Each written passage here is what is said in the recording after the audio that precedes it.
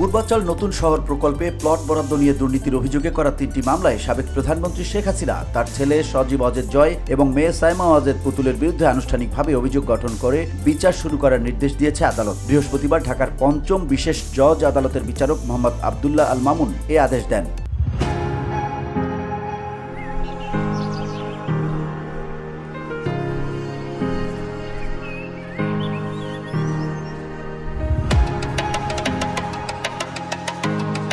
দুর্নীতি দমন কমিশনের আইনজীবী মীর আহমেদ আলী সালাম জানান, মামলার আসামিরা দেশে না থাকায় আদালত তাদের বিরুদ্ধে গ্রেপ্তারি পরোয়ানা জারি করেছে।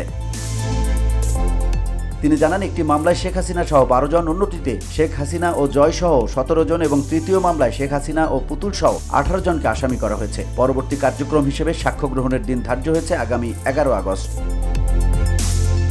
2024 সালের 5 আগস্ট গণ আন্দোলনের পর শেখ হাসিনা পদচ্যুত হন এবং এরপর থেকে তিনি ভারতে অবস্থান করছেন। তার পরিবারের অন্য সদস্যরাও দেশ ত্যাগ করেছেন।